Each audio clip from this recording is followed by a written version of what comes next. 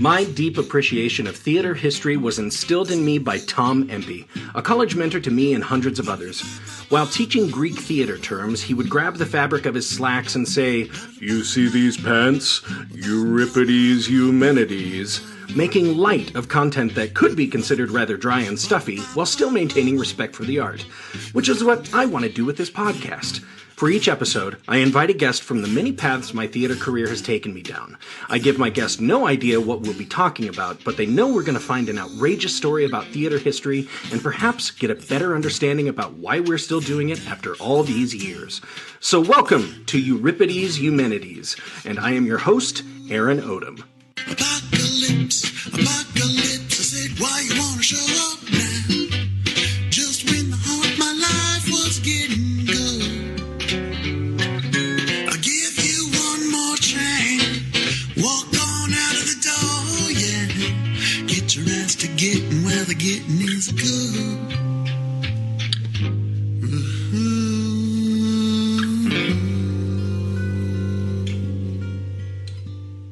Good morrow, Eumenidites. This is Aaron Odom from Trident Theater, bringing you another episode of Euripides Eumenides, a theater history podcast.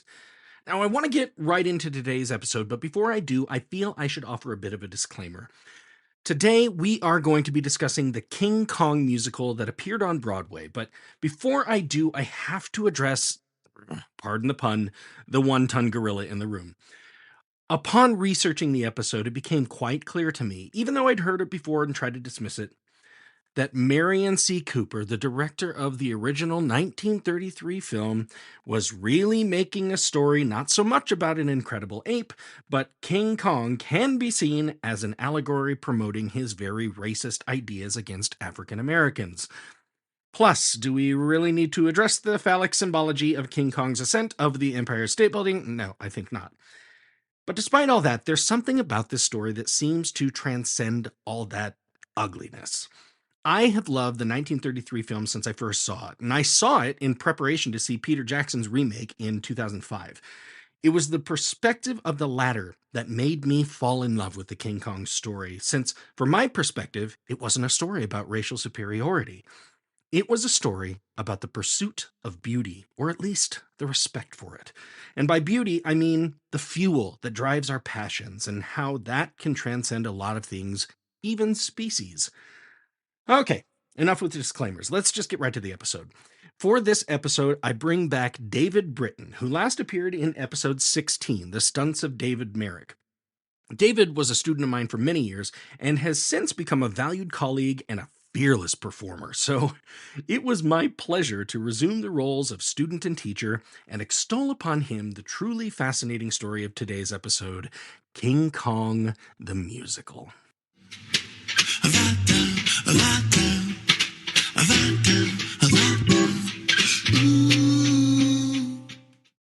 Oh, David. Oh my gosh. This year's Rocky Horror, huh?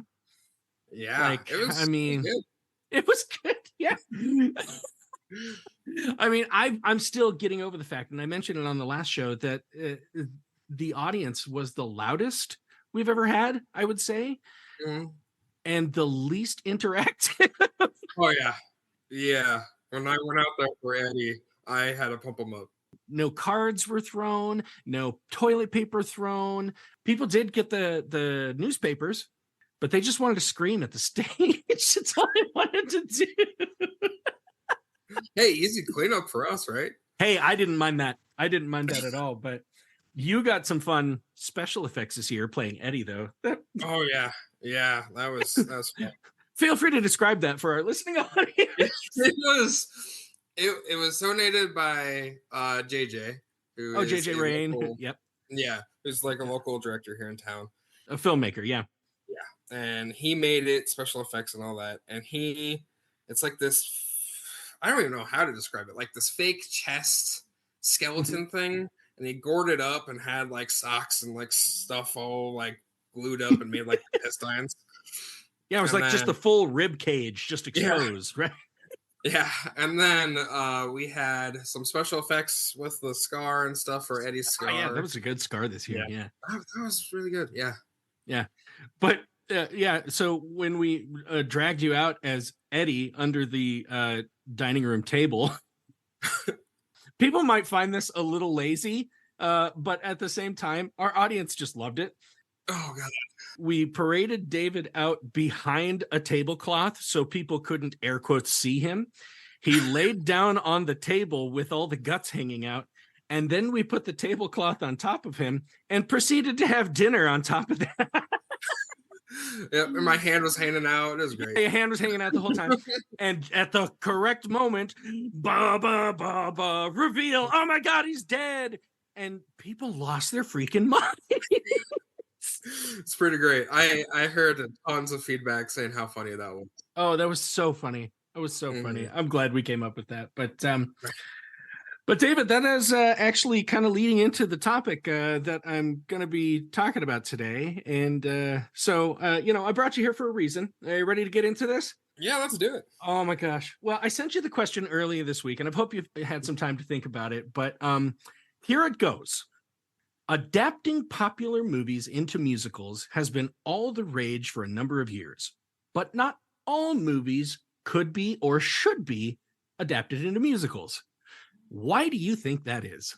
My first thought, for some reason, I was like, yeah, like you can't convert Rambo or Transformers into a musical. Oh my God. But that's like my first thought. That was my first thought. You gotta become war. That was my first thought. And then I realized that the movies that do get adapted into musicals, they already have a little bit of singing in it already. So I think a lot of those kind of work, but some of them just like Rambo. Yeah, I don't know if that can work. And speaking of that too, like there have been attempts at sequels in musicals in the past. Like very infamously, the two I can think of right away are Love Never Dies, the sequel to Phantom of the Opera, which people went, we finished this story, didn't we? And then the sequel absolutely no one asked for, Grease 2. Oh God. Yeah. It has its quirks, but man. Yeah. But yeah, okay, so it shows like Rambo that what would make that impossible to put on stage? I mean, again, I was thinking like cost and special effects and all that stuff. Okay. For Rambo and for like especially like high action, and not to like just focus on high action movies, a lot of the stuff comes from special effects. Yeah. And like, don't get me wrong, you can do loads of special effects on stage, right? But some of them just like probably not practical or safe. Right. Yeah. Well, and then there are those times where it's like Rambo shoots an arrow and it tinks off of a fuel can and it explodes a village. Right. And you're like, okay, that might have been a little more than what might really have happened, but okay, benefit of the doubt, I guess, So I don't know, listeners of the show who have been with us for a long time might remember episode 4, the era of isms. And one of those eras, and maybe two of those eras, were realism and naturalism. And when we're speaking of, the stuff that you were talking about, David, the stuff you have to design, the stuff you have to create to give the illusion of what's going on, in the late 1800s, early 1900s, the eras of realism and naturalism were like, look, we have to make things as true to life as possible to understand the fragility of the human condition or the actual truth of the human condition. Therefore, here's a quote I found that I think you like. Audiences came to see shows in the 19th century simply because the sets had doors and windows that opened and closed. When it became possible to cook an actual meal on stage, audiences came to see that as well. Oh man, what a time to be alive. Now, in your previous appearance on the show, we talked about your affinity towards professional wrestling and how we know, like, there's a thing now where they finally leaned into the fact that, look, we know it's not entirely real, but yeah, people are getting hit over the head with aluminum chairs. It's actually happening. But we also know that there's a way it's choreographed and that like not every time somebody's hit, they get a concussion. Right. But I love that idea that people came to the theater and they're like, God damn it, they're frying an egg up there. That's just like we do at home. Doors open. Oh my gosh. They're not just painted on. Now, to contrast that, I would challenge my listeners to go back and listen to my recent episode, Is Cats Any Good? David's shaking his head no. But we fully discuss the musical Cats, and at the end of it, we go, it's a very simplistic story, but it's told with amazing spectacle that at the end of the night, you saw something huge and bombastic and everything, even though at the end of the story, the plot line is an old cat dies. Yep. But it's still a thing where you're like, it's amazing to see. Might not be your cup of tea, but you can't deny you saw something incredible. And it has its cult following. So I'll give you another quote along with that. This is from Lawrence F. Maslin. I hope I pronounce that right because I'd love for him to hear this sometime. He's an arts professor at New York University's graduate acting program. Oh, gosh. Okay. Yeah, Tish. Okay. Anyway, here's the quote. When there's a technological advance that can be incorporated on stage, the theater quickly harnesses it and exploits it. Yeah.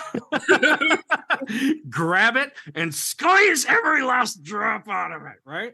I get every dime out of this. Everybody's got to see it at least once. So, I want to talk about a time in which that happened. Are you ready for this? All right, let's hear it. Okay. Inspired by some of the realistic dinosaur effects created in 1993's Jurassic Park and the wave of CGI innovation that followed, a group of theater artists in Australia approached multimillionaire Jerry Ryan. That's Gerry. He had no past in the entertainment industry at all, but they approached him with a very wild idea. What if we could create an arena show where people could see dinosaur puppets so realistic that the audience might actually forget they were puppets? Okay, I'm down. Yes, please. Are they going to eat anybody? Like, do we have to have special fences? Now, for whatever reason, Ryan was so taken with the idea that he footed most of the bill. But never having been involved in entertainment before, he was, yep, go for it. Where do I sign? The group hired veteran film puppet designer Sonny Tilders to head up the project. And Tilders has been around forever. I think I saw him, he created some puppets for, I want to say, Return of the Jedi. Yeah. He was really influential in that TV show Farscape. Mm-hmm. I saw some great quote with him where he's like, it was really wild because every 2 or 3 episodes were like, okay, I guess we got to invent a new alien race and what they look like because they had to interact in live environment. They couldn't have CG or anything on at the time that show was filmed. But yeah, so Tilders was hired. He assembled his team, and in about 12 months, they had a platoon of 16 dinosaur puppets that did exactly what they were set out to do. Each puppet's exterior was designed with utmost detail, and the mechanisms for maneuvering each puppet were mostly masked from the audience, including any puppeteers inside. Tilders' dream of bringing film animatronics to a live format had come true. The show was loosely based on the very popular BBC series Walking with Dinosaurs. That's what the show took its name from. Okay. So you remember when Walking with Dinosaurs was all over and going everywhere? Yeah, I remember that. Okay, that came out of Australia. So the show was designed to be an arena tour, so fans could sit anywhere and get a full view of up to 16 life-size dinosaurs. I think they even had a T-Rex and a Brachiosaurus, which is kind of cool. And the Brachiosaurus, I don't think it was life-size because those things are several stories tall. Yeah. But the show went on to sell out arenas around the world for the next decade. Wow. Often in higher numbers than other rock tours at that time, headlined by the likes of U2 and Madonna. They outsold U2 and Madonna in certain places. Holy cow. Jerry Ryan, impressed with the success of the show, partnered with Sonny Tilders to create the Creature Technology Company. Their specialty became photorealistic, life-size puppets in amusement park attractions and further arena shows. They followed up Walking with Dinosaurs with the How to Train Your Dragon arena tour. Okay. Their projects are still on display at Universal Studios parks around the world. But the growth of this company was beyond what Jerry Ryan was interested in overseeing. So he made a pitch to fellow Aussie Carmen Pavlovich, who had worked for Andrew Lloyd Webber's company, The Really Useful Group, which specifically licenses and produces only his shows around the world. She was willing to run the company for him, but on the condition that arena shows with big scaly creatures weren't going to be the specific focus of the new company. She wanted it to include traditional theater as well. Ryan agreed, like he did the last time. Sure, why not? Yeah. And the new company, Global Creatures, was formed. And for their first musical, David, Pavlovich more or less demanded, knowing the prowess of the company she just had assumed leadership over, that the musical would be based off of her brother's favorite movie, King Kong. Oh, okay. Oh my God. So I'm just going to say it up front. Do you see any red flags here? Any problems? A few. Such as, like what?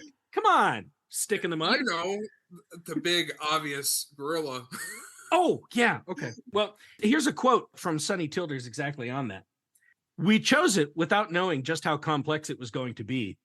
It seemed in my mind quite easy. It's just a puppet. It'll all work. Okay, here's a continuation of the quote. But there was the realization that it was more than just a puppet for me, more than just another creature. There's a whole story connected to it. Yeah, just a little bit. In fact, speaking of stories, let's discuss that story right now and see if we can find any problem elements when you're talking about adapting something to the stage. Here are the highlights of the story of the original 1933 King Kong movie. Ambitious filmmaker Carl Denham has chartered a ship to an uncharted territory, Skull Island, to be the next exotic location of his next film.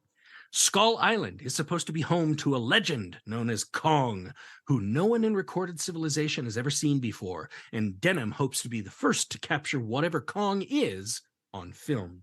However, for his film, he doesn't have a leading lady, but he convinces a total stranger, Anne Darrow, to accompany them on the voyage. And while on board, Anne falls in love with the ship's first mate, Jack Driscoll. Mm-hmm. Because in the 1930s, that's what women do. They fall in love. Yeah. Now, when the crew finally reaches Skull Island, they see a giant wall which encircles the interior of the island. And once they land, they come upon a native village where the villagers are preparing a woman for sacrifice to Kong. Upon seeing Anne, they beg and plead for, quote, the golden woman, as Anne has blonde hair, and is thus obviously a better sacrifice. They are denied, and the visitors return to the ship. But later that night, the villagers sneak onto the ship and kidnap Anne. She is prepared for the sacrifice and is stolen by Kong, a 20-foot-tall gorilla who happily accepts the offering. Denham and Driscoll and a few other crew members go onto the island and pass the wall in hopes of retrieving Anne. And for most of the rest of the time on Skull Island, and I'm not actually watering this down too much, Anne is protected by Kong from various dinosaurs, most of which Kong is able to kill, including that great scene where he fights a T-Rex. There's another one where like the sea dinosaur jumps up and gets him. Oh, it's really fun. Anyway, and it's all stop motion animation, but it's really revolutionary stop motion animation. So it still like captures you. And Denham and Driscoll and the others also have conflicts with other prehistoric creatures. Driscoll is finally able to connect with Anne, and they are able to escape with Denham and the others. Kong pursues, and as he meets them at the shore, Denham is able to subdue the beast with a gas bomb, rendering it unconscious. Kong is then shackled and hauled aboard, where he will be put on display in New York City. Kong is billed as Kong, the eighth wonder of the world, and is chained in a Broadway theater and is displayed in front of a sold-out crowd. But once the photographers start taking pictures, the camera's flashes startle Kong, who breaks loose and goes on a rampage through the streets of New York. Kong is able to find Anne in a hotel room in a high-rise, and he absconds with her with the military close behind. In an attempt to get away from the gun blasts, Kong scales the Empire State Building with Anne, only to be taken down in that great scene with biplanes and gunfire and everything. Right. Completely subdued by bullets, Kong is able to give one last look at Anne before he dies and falls to the streets below. And this is where Carl Denham gives a classic line. A policeman remarks that it must have been the planes that got the beast. Denham replies, "It wasn't the planes. It was beauty killed the beast." Credits roll, and you're like, oh, wow. Even thinking back to that in a 1939 version, it's just, or 1933, just like, ooh, God, that's incredible. So, yeah, you see any problems with that on the stage? Yeah, a few. No, I mean, I can't imagine what, but yeah, I mean, a T-Rex fight. They already have one. Yeah, they have one. It could it be doable? Yes, but man, there's some like the Empire State scene that like sticks out in my head. How can they actually do it? You know, how can they scale it?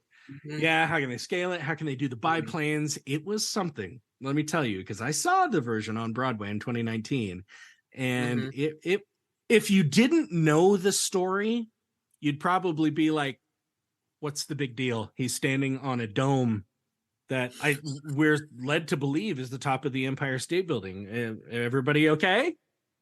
Everybody okay? And then you hear this, and a plane sound goes from house left to house right, and you're like, oh, here it comes. And you hear gunfire and lights go off and everything. You're like, huh.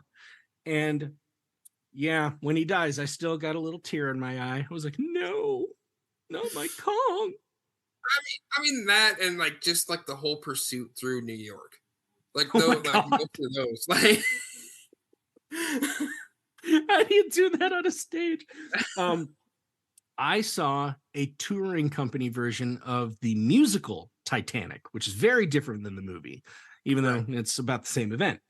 And they do some really cool subtle tricks in that to make, like, I remember one scene takes place in like the telegraph office or something like that. And the ship is already sinking, so it's slanting a bit.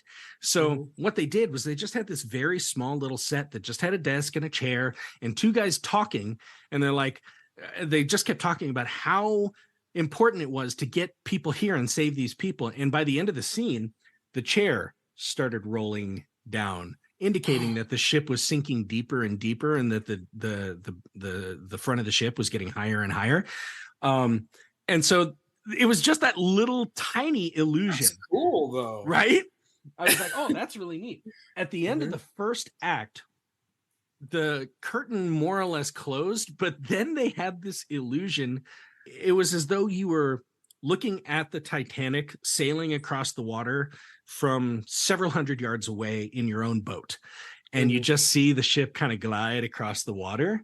And basically it was like they probably had some little facade that looked like waves in the water and a lit ship that was more or less on a stick that somebody just dragged from one side of the stage to the other. Most of the audience went, woo, including me. And a guy sitting next to me was like, bullshit. Oh. Yes, we know that's not a ship going across the water. It did enhance the story for us, though. Sorry you didn't enjoy it. There's always that one guy. The shark's still fake. Anyway. So, regarding that story, I think it did actually help that Global Creatures used the original 1932 novella as source material, because this is what original director Marion C. Cooper had asked a friend to write so he could then adapt that novelization into a movie, since apparently he couldn't come up with the idea himself. I mean, he had the idea. He just asked somebody else to write the idea, and the guy fleshed it out really, really well. Right. Now, this version didn't have most of the dinosaurs that the film had, so they were able to focus more specifically on Kong and not so much on most of the other creatures on Skull Island. In fact, in the Melbourne and the Broadway one, he fought this giant snake, which was like a sea serpent, and then eventually like crushed its skull. And it was, but yeah, there. I'll get into it later, but it was kind of in my experience a little anticlimactic. But you also have to remember by then we'd had another version of Kong that was in the zeitgeist. In 2005, Lord of the Rings director Peter Jackson used the success of that franchise to convince Universal Studios to allow him to remake one of his favorite movies, one and inspired him to become a filmmaker, King Kong. And in classic Peter Jackson form, he turned Kong into a 3-hour epic, fully rife with stunning CGI imagery for the time. Yeah. Oh my God. Well, Sonny Tilders of Global Creatures wanted to do better than that with the puppet in the Kong musical. Okay. Tilders actually considers CGI, quote, the enemy of his art. And it's what made him leave the film industry in the early 90s. Oh, like he was so invested in the idea of practical effects, because in the 80s somebody would come up to them and go, okay, we got to have this creature and it's got to have eyeballs that can rocket out and then suck back in, or it's got to have ears that are on the back of its head and then they can develop into wings or something like that. Okay, go create. And so it inspired this era of creation, and like they had to do it. So yeah, for Tilders to have Steven Spielberg come out and go, let's make these dinosaurs computer generated. And it was a great mixture of CGI and animatronic, but he went, that's cheap. That's a cheap way of going out. Yeah. Tilders actually challenged himself to make a Kong more realistic than the Kong in Peter Jackson's 2005 film, which won the Oscar for Best Achievement in Visual Effects that year. And originally, Tilders also wanted his Kong to be entirely animatronic. Beat Peter Jackson's Kong on stage with your puppet. Go for it. Oh God, that's a hard task. That's ambition for you, man. You get it. Is this the one where Jack Black was the director, right? Or like in the 2000. Yeah. Yeah. Just making sure I got that one. Oh yeah, and he was so like amazing casting, because like up to then we'd known Jack Black as kind of a goofy guy and everything, and here's this guy who's like, speaking of ambition, like I loved that movie. Oh, I'll cry at that movie every time, and this is why I still have the King Kong t-shirt, why I have the plushie, I have the cup upstairs, I wear the hoodie, I still have the playbill framed on my wall, because I just love the King Kong story. I love the King Kong mythos. Anyway, Daniel Kramer, who directed the original musical version in Kong on Broadway, was none too impressed with Tilders' original vision for King Kong and went on record to say, and I quote, "The theater is not the place for realism." Man. Man. So you take umbrage with that quote. When I go to the theater, I expect to feel something, regardless of it's 100% believable or not. And I expect, I guess I kind of expect it to make me believe what I'm seeing on the stage. So whether it's a door opening or window closing or frying I mean, one that I remember in high school, I don't know if you remember me telling you the story. They were doing what's that show? Oh, it's about the Salem witch trials. Oh, The Crucible. Yeah, The Crucible. They were doing The Crucible, and it was this random high school in Colorado. And for the little yellow bird scene, they actually had like a yellow laser bird like fly across the stage. Oh, okay. Like, so it was a projection or something like that. Yeah, it was a projection, and it was kind of like a sort of a realism as like, okay, there's a bird, even though it's not supposed to be. It was weird. Anyways. Well, yeah. I mean, how do you train a bird once? Like, you have that problem anytime you bring a dog on stage. You know, in rehearsal, the dog might be fine, but then it gets in front of 500 people laughing and giggling at it. It's like, I think I'll take a shit right now. Yeah, and I just that kind of made me mad because you expect to go feel something, whether it's just as simple as opening a door. You know, Yeah. you need that touch of realism, and for him to say that, it's like, no, it does go on stage, so your audience is entranced or in the moment or something. Well, to a degree, I see where he's coming from, because he's like, look, we're making King Kong on stage. True. We have to be able to pull people's legs a little bit here, don't we? On the True. other hand, there is the concept of the willing suspension of disbelief. If you can make these couple hours that people are watching something, if you can make the reality of what they're seeing real to them for just that moment, then you're doing it right. Right. Realism is not, well, we better start hyper breeding gorillas and making sure that we have growth hormones in each generation and that they reproduce quickly. So within 7 or 8 generations, we're going to have the monkey we can train. And no, we're not asking for that.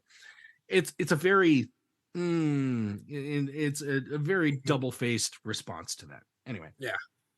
However, I do like where Kramer came from after this, though.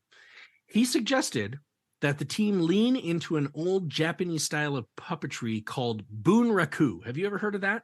No, I don't think I have. Okay, so bunraku, like the puppets can be even sometimes 4 and 5 feet tall, but there is like an entire team of puppeteers behind them, and usually they're dressed all in black and they have like a special screen so you can't see their face, but the puppeteers can see what they're doing. So it's like you totally ignore that the puppeteers are there. You just fully envelop yourself in the fact that these movements of the puppets are real. Like in one video I was watching just to get ready for this episode, there's like a samurai puppet who like could really quickly go to the sheath on its hip and pull out the sword and wield it. And it was just like, it was just like 3 or 4 puppeteers all in sync doing the movements to make sure that this one character was doing the movements they wanted it to do. So that's what Kramer said. He says, let's lean into bunraku and try that. So the puppeteers would be seen on stage. This almost ended the project because Tilders had basically made his name with Walking with Dinosaurs and being able to almost completely hide the puppeteers and the mechanisms that made them come to life. But in the end, Kramer was able to convince him, hey, no, let's try this. And a group of performers that would come to be known as the King's Men could be seen on stage with all black clothing, including black hoodies and gloves, and harlequin masks like a superhero would wear. Right. I love that element to it. It's like they're cartoon 30s robbers or something like that. We're going full into this Kong musical. Can't you just cover their faces? I'm sure there's something we can do. Right. But the mask, Aaron, it works. It gets people into that 1930s feel, right? Yeah. So in the long run, the idea was that the artists were still storytellers. So the idea became more about not just the story that was being told, but also about who was telling the story, adding a very human spirit to it. And so it was kind of like in the vein of, hey, look what we can do. Isn't this cool? As humans, we invented this puppet that resembles a gorilla walking around on stage. We're all doing it together at the same time. You're just watching the gorilla. And sometimes you might see the puppetry and go, oh, wow, that's cool. But you're still watching the gorilla. Right.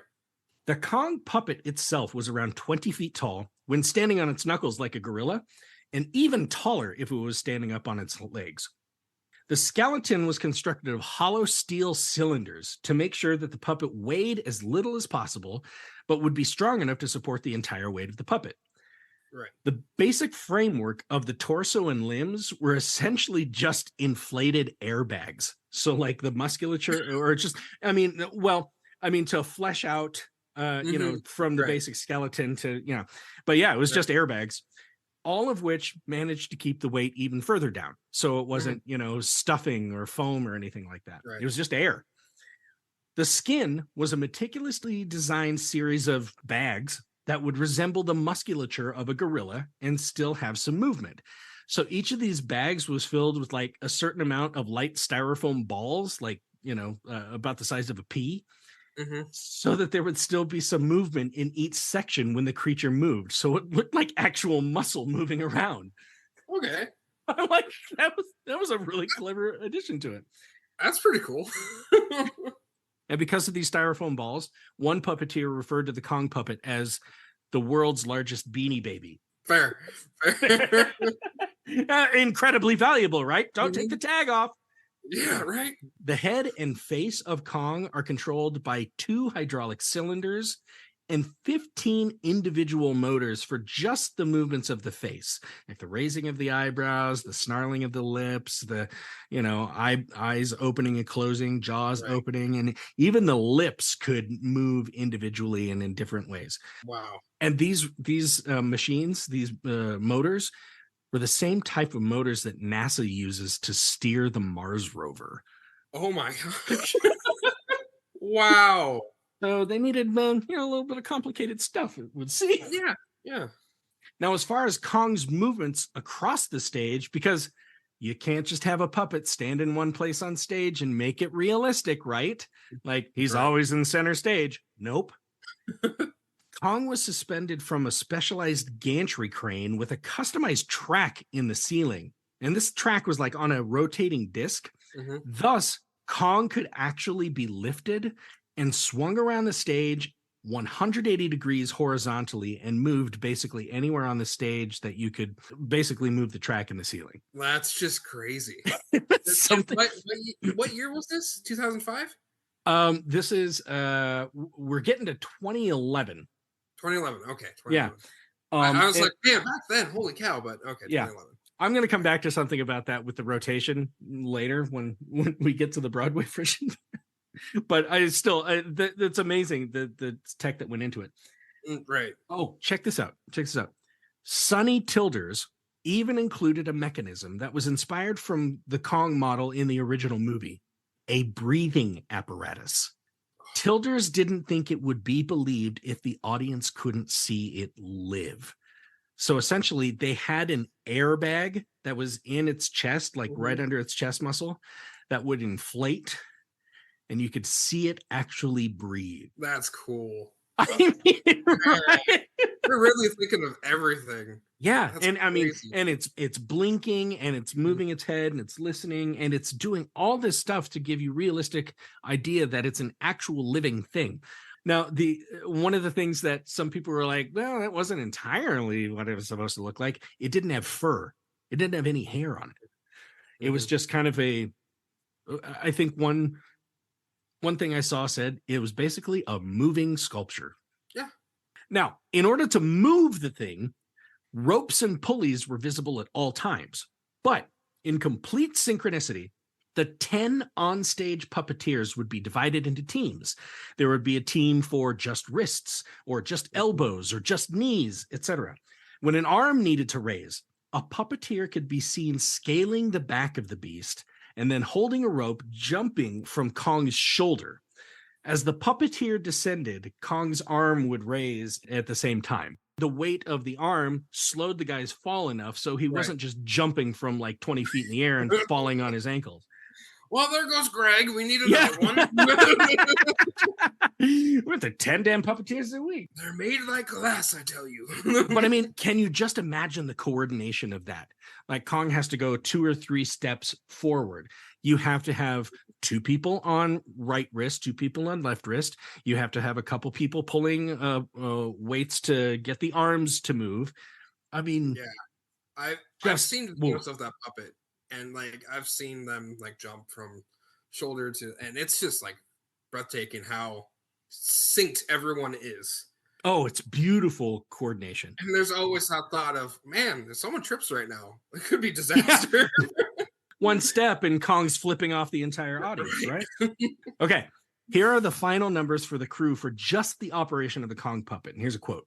Bringing this 20-foot, 1.1-ton behemoth to life are 14 puppeteers and computer technicians, along with 16 microprocessors, 16,000 connections, and nearly 1,000 feet of electrical cable built into the beast. Wow. I mean, what's that go for on eBay? That's all I'm saying. And that's just the one puppet. Now, filling in the background, like David, it was so impressive to me. I'll just relay this in my personal experience of it. Okay. Mm-hmm. There were a couple set pieces. That's about it.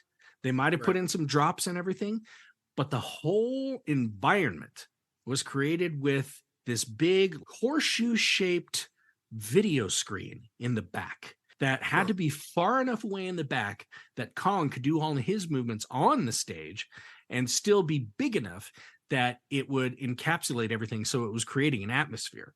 Now, when I went and saw it, I got to be in a talkback after the show. And of course, everybody wanted to talk about the technical aspects and everything. They're like, oh, tell me about Kong. How big is he? What does he weigh? And me, I was the absolute nerd and asked about the choreography because I was an idiot.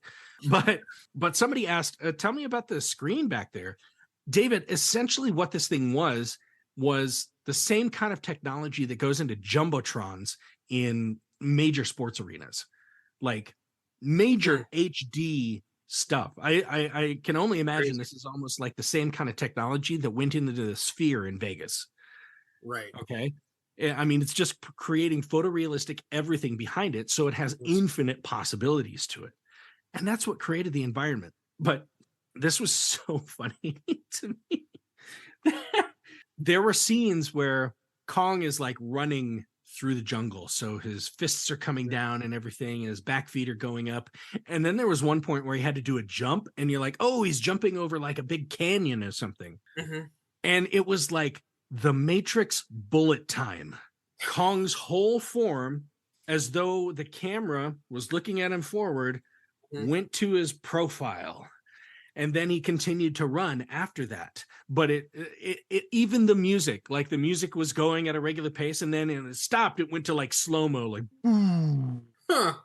And then Kong turned, and the person who I was with, like we had seen 4 shows together that week. She sat there and went, "Whoa!" And I went, "Can I tell you a secret? They just rotated him 45 degrees. That's all that actually just happened just now."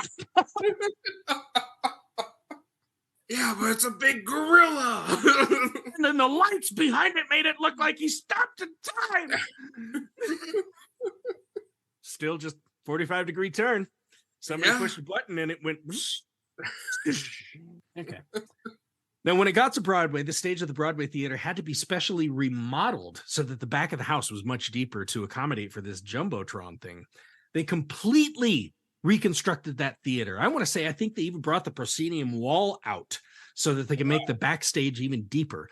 And of course, that the Broadway theater is no stranger to that. It happened again this last year. If anybody wants to look it up, for the production of Here Lies Love, which just recently closed, in which they turn like the stage into the floor of a disco, and you could buy standing seats there.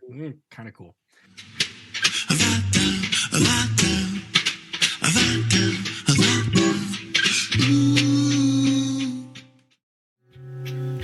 Okay, but come on. How can I talk about the King Kong musical and not spend more than half the episode talking about the creation of the puppet? I deplore you to Google it as soon as you can to see just how impressive it was. And while you're online, feel free to connect with the show on our Instagram pages for both Euripides, Eumenides, and Trident Theater. You can also go to tridenttheater.com and drop us a line with the Contact Us section. But back to the episode. The puppet is really only half the story. They still have to develop a musical around it. So let's get back to David Britton and the rest of today's episode, King Kong the Musical.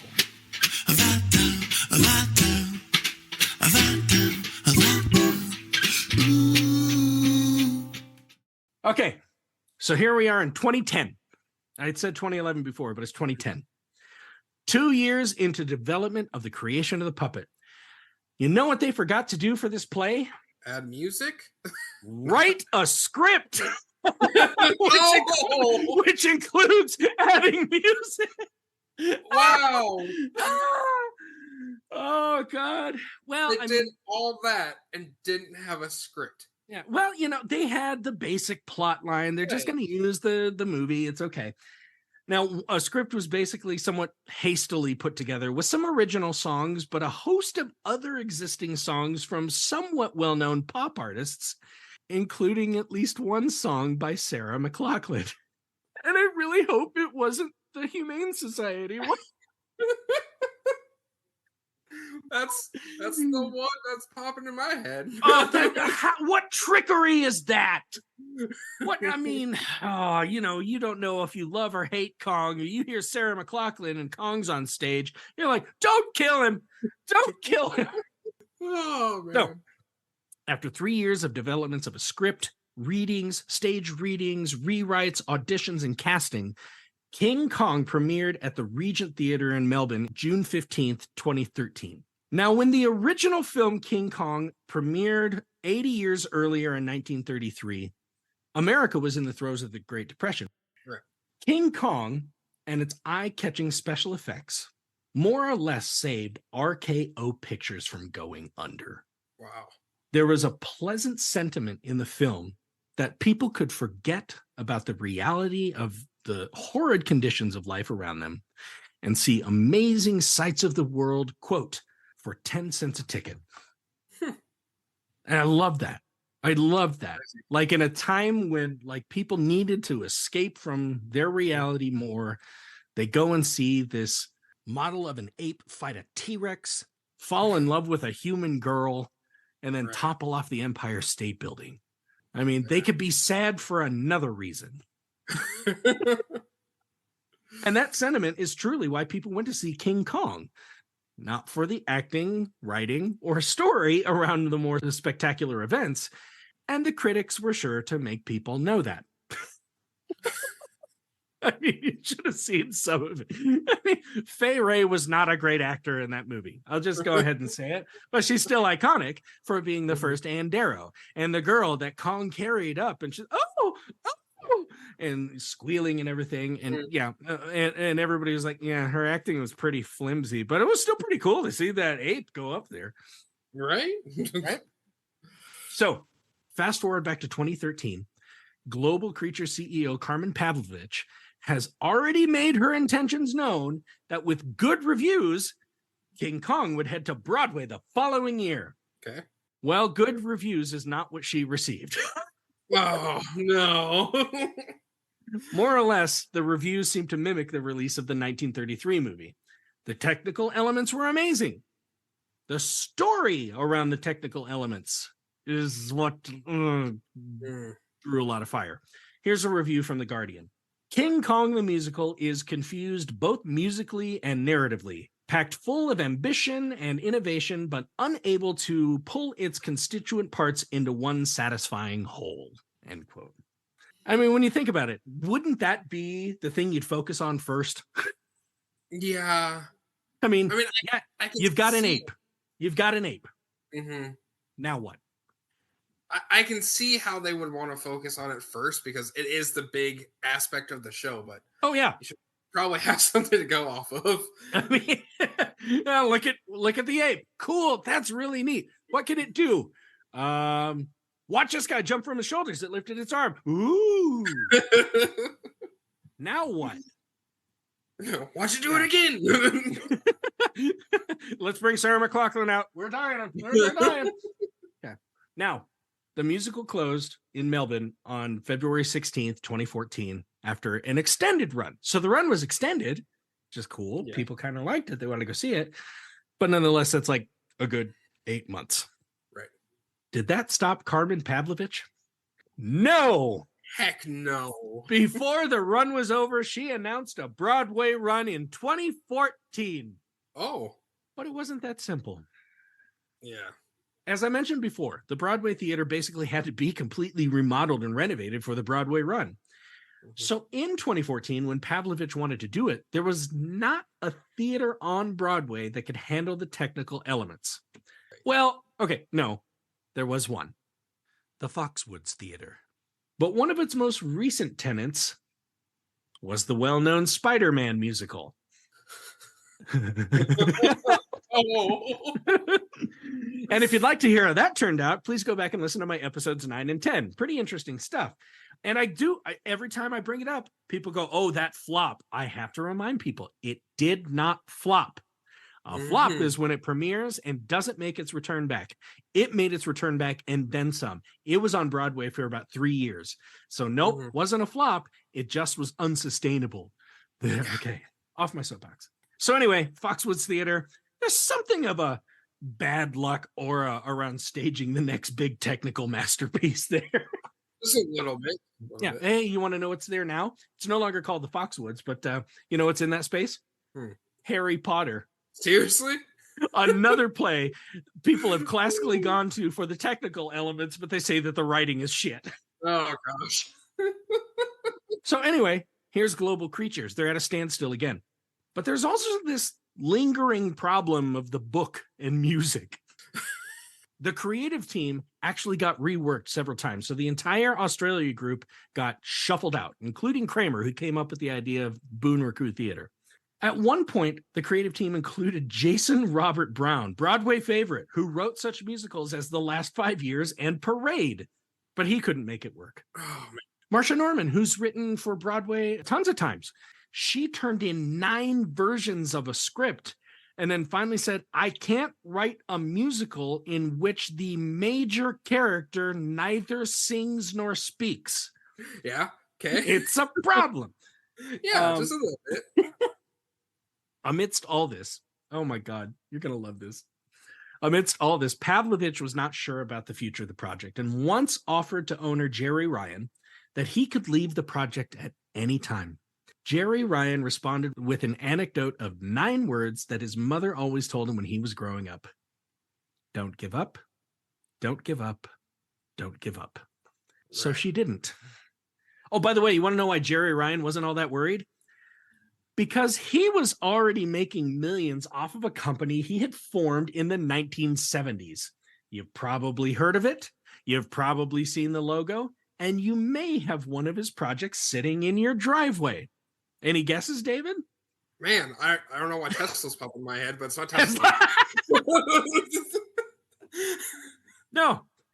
Jerry Ryan created Jayco camper trailers. Oh, okay.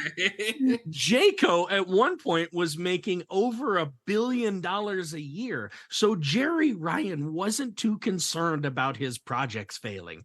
I mean, you look this guy up. He has wineries. He sponsors cycling teams and horse racing teams in the millions of dollars, like ridiculous amounts of money. So when somebody comes to him and goes, we've got this show for about dinosaurs, we need 150,000. He goes, yeah, no problem. Here you go.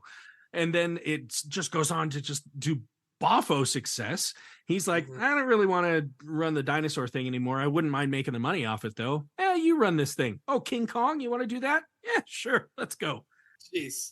In fact, at the same time that Kong was announced for its Broadway run, Ryan had announced that Global Creatures would be mounting 4 major theater productions on different continents at the tune of over $75 million, of which Kong would be using $36.5 million. Wow. And you keep it in perspective, like today, a standard musical without huge technical elements like that, you're talking like 10 to 15 million. That's what you need to break even. Your investors are there. If you get to that point, your investors are making money after that. That's it. Right. Okay. So 36.5, it's a bit of a stretch, but it's possible. Yeah. However, in 2017, the Broadway Theater, like I said before, it's called the Broadway Theater, made itself open to the idea of housing King Kong, so they had a place to go. All right, one problem solved. Plus, the scale of the show, just how big it was, and like the idea that you sell it as like this huge budget thing where people are like, ooh, it's big budget, then I'm going to see something amazing. The scale of the show attracted some New York producers who loved the idea of coming to New York where the audience could see something that they couldn't see anywhere else in the world. But American audiences were no strangers to racial sensitivities and some of the problems that King Kong brings up.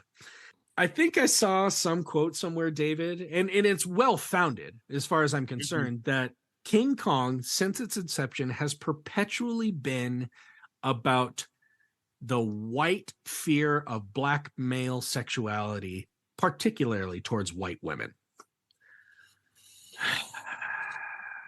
And I'm like, yeah, I get it. I mean, God, if you see some of the old posters, yeah, Kong is presented as this brown, like milk chocolate brown creature with wide eyes, big fangs, and big red lips, just like a minstrel show character. I mean, okay, yeah, but anyway. So for this production on Broadway, Global Creatures cast African-American actor Christiane Pitts as Ann Darrow, the first Black actor ever to take the role of Ann Darrow. And around this new relationship between Ann and Kong in the 1930s, a new script could be reimagined. So I'm like, okay, interesting angle, solves some issues, introduces others, but okay, we're just going to have fun. And by the way, pound for pound, outside the puppet, Christiane Pitts was my next favorite part of this show. I loved her, and I wish her a long and happy career. Broadway, if anybody's listening, go find her and put her in your next project. She's amazing. Anyway. Absolutely. A new libretto was also done up by up-and-coming musical artist Eddie Perfect. If you are familiar with that name, Eddie Perfect went on to write the music and lyrics for the Beetlejuice musical, which was premiering the following year. Okay. The cast and crew were completely redone. The choreography was completely redone to include some of the most amazing bodies I have ever seen on Broadway. I'll never forget it. And yeah, they may have been enhanced by makeup, but whatever. It was a fun show. Right. In any case, the show opened on October 5th, 2018. It grossed over $1 million in its first week. 1 week. That's great. Right? I know. You're like, 35 weeks? Okay, what's that? Like, okay, we're looking at 5-6 months and we got our money back? Awesome. Yeah. Hey, you want to know how it was received? I'm assuming poorly.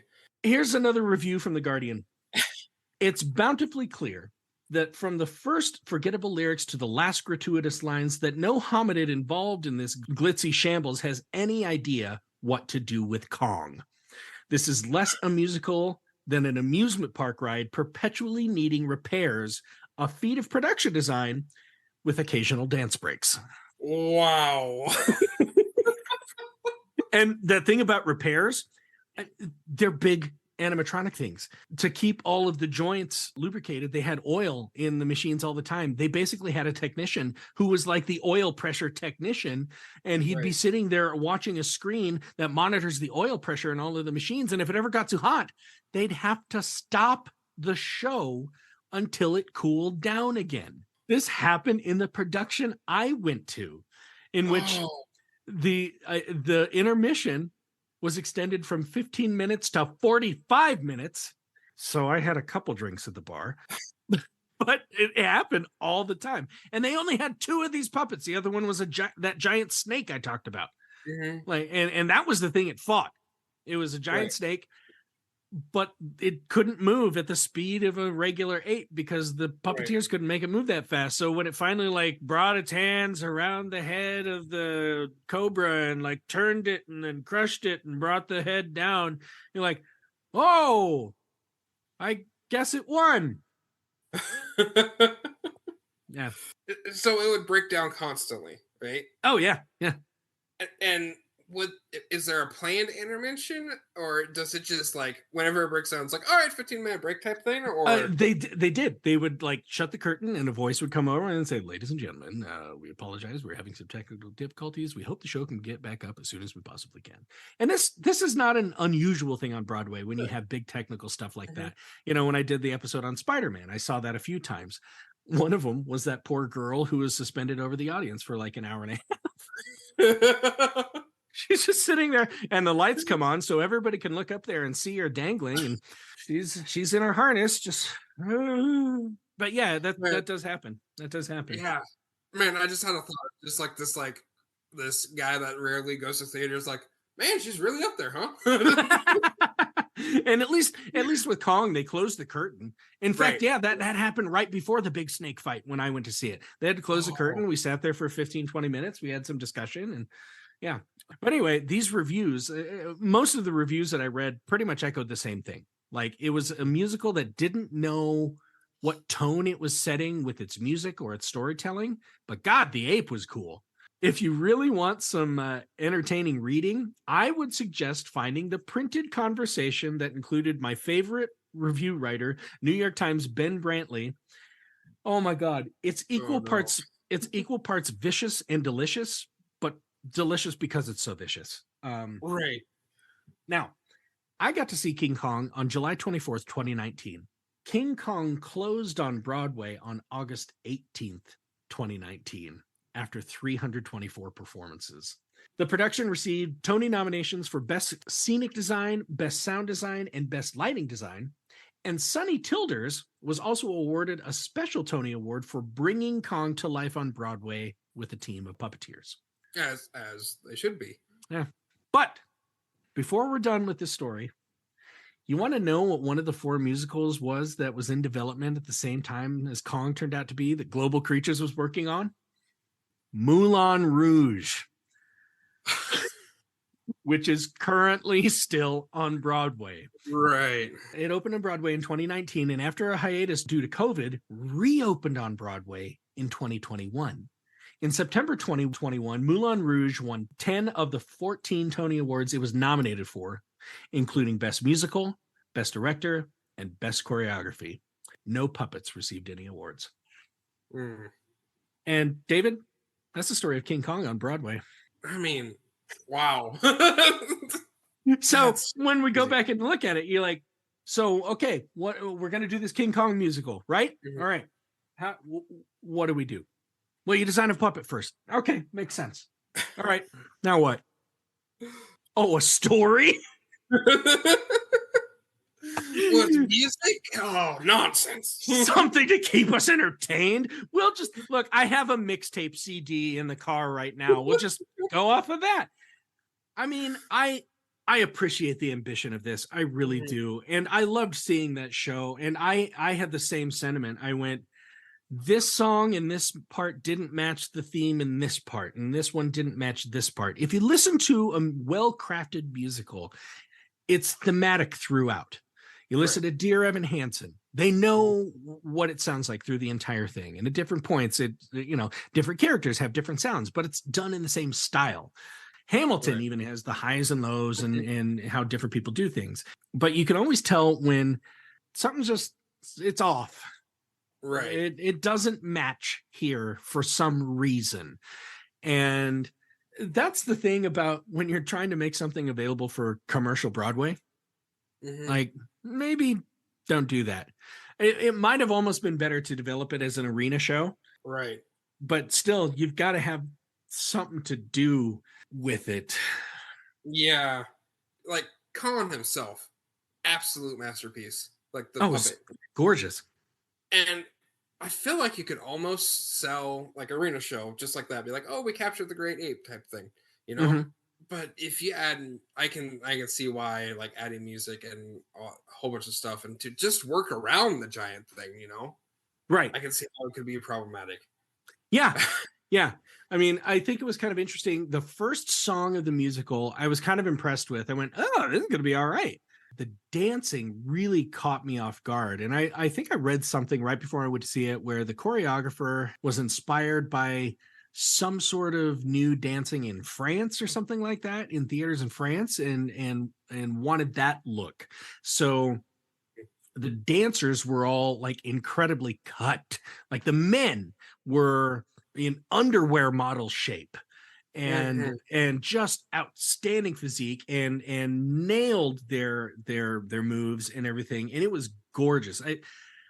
It's very rare.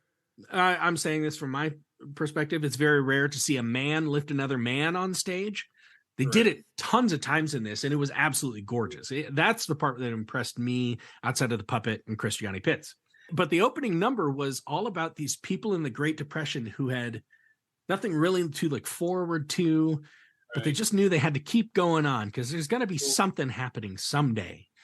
And that's the whole theme of it. Like, that's why Ann Darrow goes to Skull Island and then falls in love with an ape. I mean, why not?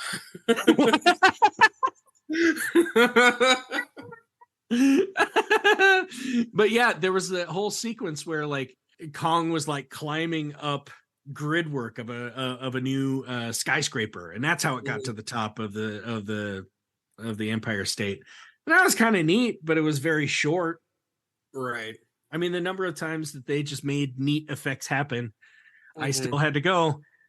They just rotated it 45 degrees. I mean, you have to think, because this is like 2018, 2019. You know, got Godzilla versus Kong, or like some King Kong movie or something. I'm sure that helped Yes. with sales, but at some point you got to sit there and think, is like, will this work on stage? And yeah, you can get it done, but is it good? I mean, Well, that's the first thing that I think of, like when I'm going to be directing a project. I remember it was years ago. It might have been my second year directing high school theater at Sheridan, where you went. One of the scripts I was actually looking at was Alice in Wonderland. oh yeah, And then I yeah. looked at it and it had 45 characters. And I went, well, we might be able to get that many people. That's a heck of a lot of coordination as far as costuming and stuff. Then I started to read it and you're like, okay, how am I going to build the Cheshire Cat's like place? How am I going to build the caterpillar's tree? How am I going to build the Queen of Hearts palette? Good God. Right. And I'm like, I know it can be done. That's not my forte. Technical theater is not my forte. I probably couldn't do it. I might be able to hire it out, but I'm on a very small budget. This is just not something I can do. Now, that wasn't the problem for the Global Creatures Group. They had the money. They had the people. They just didn't seem to have the idea of how to make a musical. Right. And that's the thing. If you go, we want to go into musicals. That's what you got to have. You got to know how to make a musical. But Right.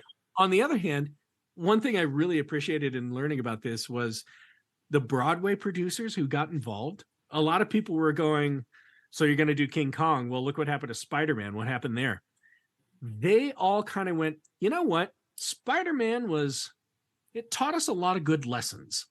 And we learned a lot of mistakes from that we hope not to repeat. And so this will not be a repeat of Spider-Man. In fact, I think Kong made back its money completely. I don't know how long it was going to stay, obviously, because after a while, people start hearing things like, yeah, the monkey breaks down all the time and you have to sit in the audience and wait. And yeah. So I think after a while, they just went, yeah, this is not sustainable. So they didn't try to suckle off that teat anymore. You know what I mean? Right. I did read about an attempt to bring it to Japan in 2021. Interesting. But it was going to play at a resort. Oh. A Hard Rock Cafe resort. Okay. I don't know if it ever went up or not, but I think the producers, Global Creatures, they kind of went, you know what, this might be for a market that appreciates more of a spectacle laced show. But I don't know. It sounds like COVID might have killed Kong the musical. I mean, if anyone can do it, Japan can, because there's some like amazing technologies that come from there. So if anyone can do it, I'm sure they could. Oh yeah, go and appreciate it. You might have an audience that actually appreciates that. I don't know, but I just have my doubts that Kong will ever resurface. But hey, cool puppet. Yeah, cool puppet.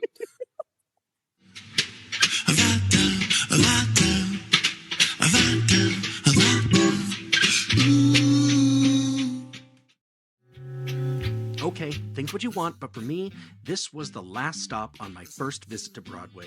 One of my favorite stories told live in front of me, perhaps not told in the best way, but I still cried when Kong fell from the top of the Empire State Building, and I've got a ton of merch to remember it with. After all, it was beauty that killed the beast. I want to thank David Britton for returning and contributing to this episode, and coming up, I know I teased some more stuff about the Federal Theater Project, and it's definitely on deck. But for now, I'm going to sign off. This has been Aaron Odom from Trident Theater, bringing you another episode of Euripides Eumenides, a theater history podcast. A new episode will be in your ears in another 2 weeks, and I will see you at intermission.